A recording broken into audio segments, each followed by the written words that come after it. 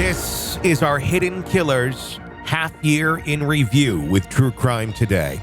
A look back at some of the most compelling conversations about the biggest cases we're following for you right here over the last 6 months and first half of 2024. Here's another one of those conversations.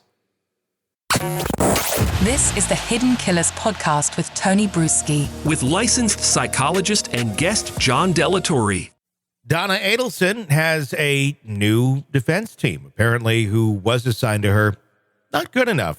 And, well, when you're being charged with murder, you probably want someone good. You'd think you'd hire someone good. Maybe not the guy who just put your son away for life while representing him, but that's who Donna has hired. Another decision in the long string of questionable decisions within the Adelson family. Joining me to discuss, Dr. John Delatorre.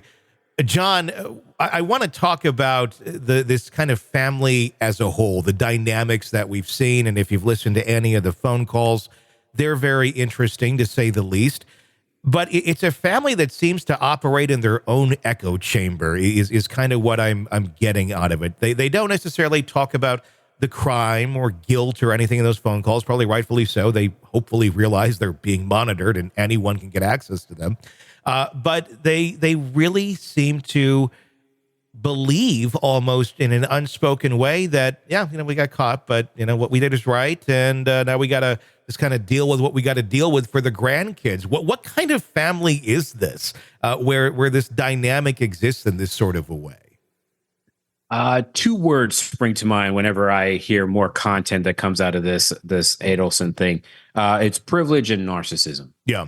The conversations that she was having with Charlie over the phone, the jail phone calls and stuff like that, just scream privilege, and they just scream that they believe themselves to be holier than thou. They believe themselves to be smarter than thou.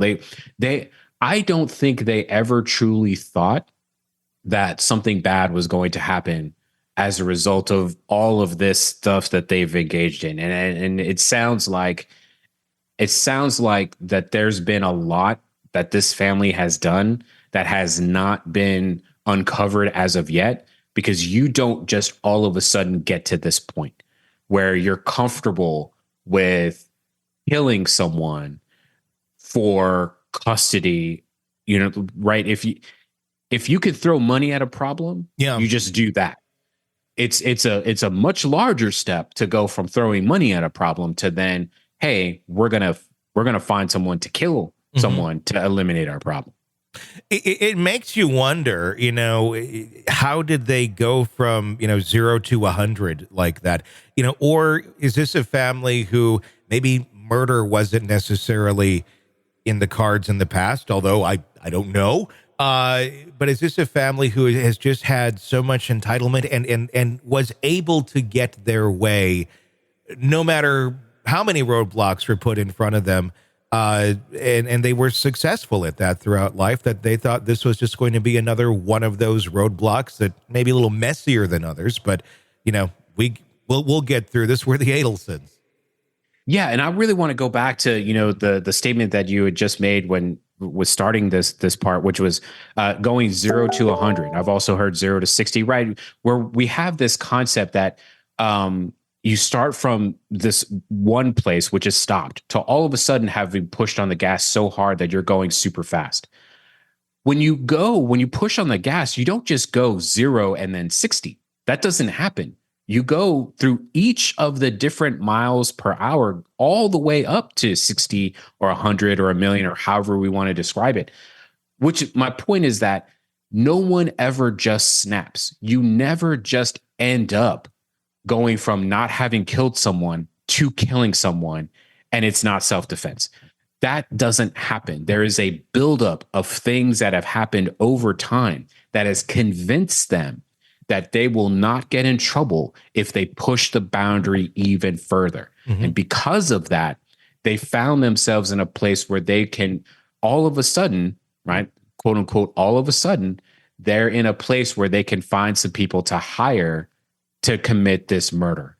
And so I think that there have been a lot of boundary pushing. I think there's been a lot of violence that has occurred within this family, maybe not within it, but certainly violence has surrounded these people so long, and they are so accustomed to it that they can just snap their fingers, lay down some money, and all of a sudden kill someone who was married to their sister daughter, right? That someone was married to a family member. And so, no, this family has a lot of skeletons, a lot of skeletons.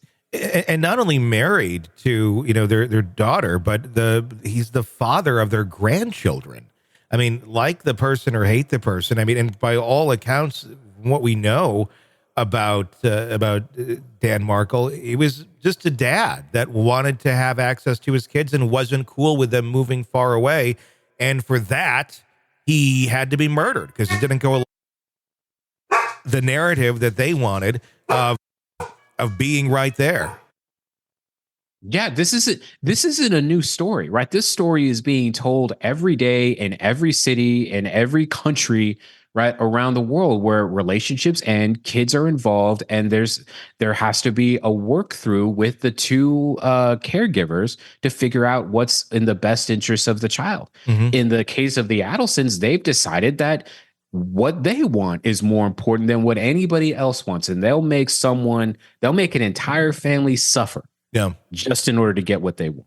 What's your take on the hiring or the rehiring of Charlie's attorney for Donna? That seems to be kind of an odd move to me. I think there might be some kind of weird gamesmanship happening here, and I say that because I'm concerned that Charlie may have revealed some stuff, or Donna has revealed some stuff, and they don't want the sister getting too implicated. So let's just hire that attorney again, just to make sure that things remain secret. Like, I don't know. There's something very strange about hiring a guy who just lost. Yeah. And so there has to be another reason other than he's, he's a nice guy. Yeah, he's a nice guy. I don't know why you hire a guy that just lost, but there might be some gamesmanship happening. There's a lot of things going on behind the scenes with the Adelsons that doesn't meet the eye, and I'm sure more will continue to come out. Dr. John Delatorre, thank you for joining us on this. All right, thanks, Tony. Sick of the ads? We are too. Start listening with no commercials now and get access to all of our episodes in advance of everyone else. Become a True Crime Today Premium Plus subscriber on Apple Podcasts. Search True Crime Today Premium Plus on Apple Podcasts or go to our podcast page and sign up now. True Crime Today Premium Plus. Sign up now.